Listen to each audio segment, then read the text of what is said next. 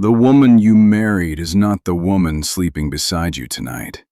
Right now, millions of husbands lie next to strangers, sharing homes, children, and a past with women whose inner world has shifted so drastically, they've become someone else entirely. Here's the part that stings. Even they don't realize it. Marcus Aurelius once said, "Very little is needed to make a happy life. It is all within your way of thinking." But what happens when the person you built your world around rewires her thinking, and no one, not you, not her, not even society, dares to speak this uncomfortable truth? Today, we're peeling back the curtain on 5 brutal truths about married women that will shatter everything you thought you knew about long-term love. This isn't about blame. It's about seeing human nature in its rawest form. And before we dive in, I have something for you. A free gift. The Female Mind Control Handbook. It uncovers the hidden mechanisms that make a woman crave your presence, your energy, your essence. Find it linked below.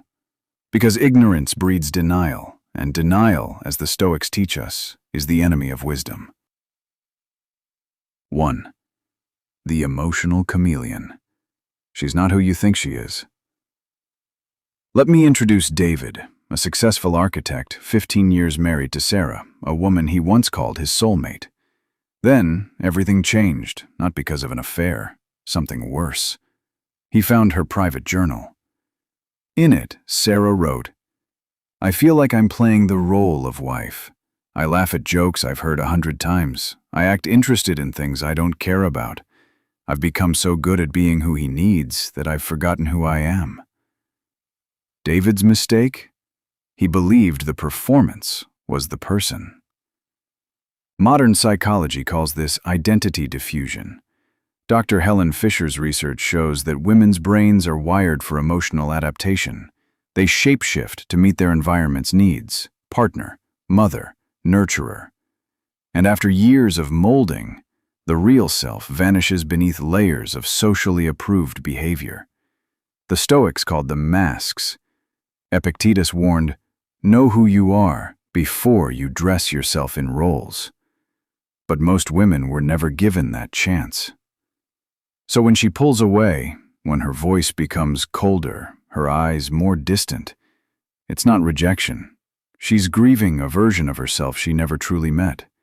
When she says, "Nothing's wrong," she's not hiding. She simply doesn't have the words. Because how do you explain the loss of a self you never knew? This isn't manipulation.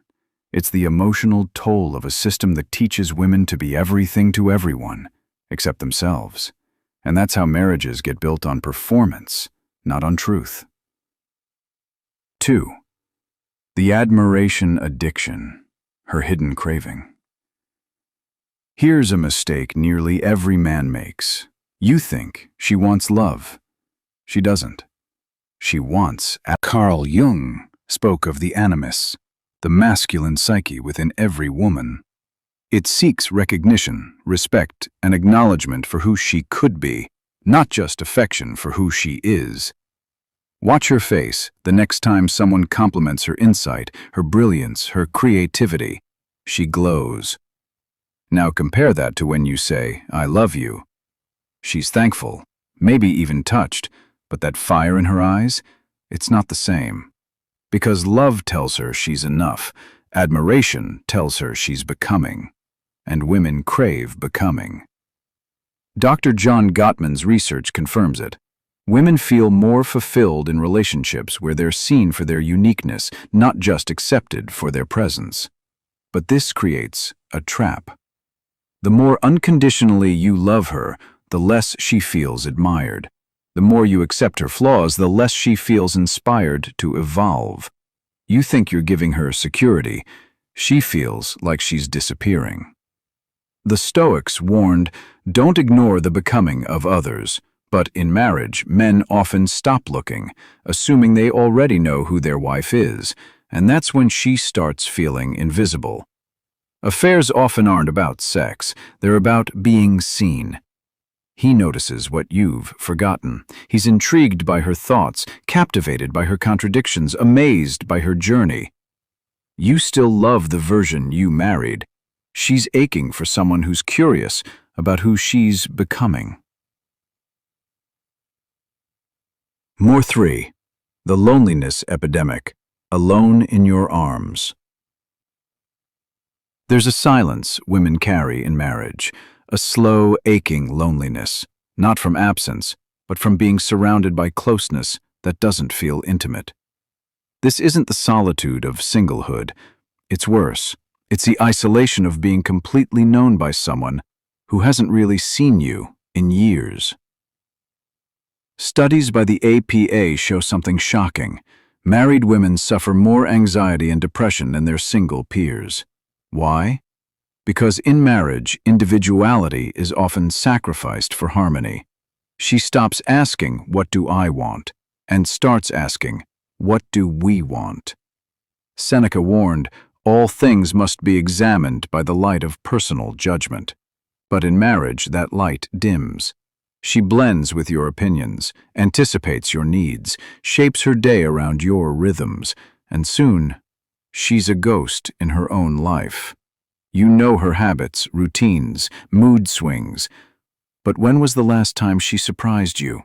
When did she last say something that made you pause and re-see her? Here's what you don't realize. She's having deep private conversations, just not with you.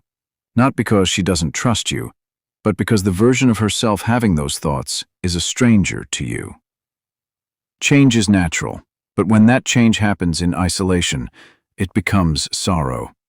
Marcus Aurelius said, "Rise each morning to do the work of being human." But many married women have stopped. Marcus Aurelius said, "Rise each morning to do the work of being human." But many married women have stopped doing that work for themselves. They've become wives and forgotten what it meant to be women. The solution isn't just communication, it's space. Space to rediscover, to wander, to be unknown, even to herself. So where does this leave us? You've now seen 3 brutal truths, and there are more, about what married women truly experience. Maybe you're angry, maybe you're heartbroken, but the Stoics would tell you your reaction says more about you than it does about her. Marcus Aurelius prepared himself daily for betrayal, dishonesty, arrogance, not to be cynical, but to remain grounded. He reminded himself, "They act this way because they don't know better, but I do." So replace wrongdoer with wife, and you'll begin to see clearly. She's not your enemy. She's not trying to hurt or escape you. She's trying to survive in a world that asked her to be everything and offered no guide for how to stay whole in the process. The real question isn't, how do I fix her? It's how do I love her without needing to define her? This is what I call radical acceptance. Not passivity, not surrender, but honoring her contradictions, admiring her evolution, finding comfort in not having all the answers.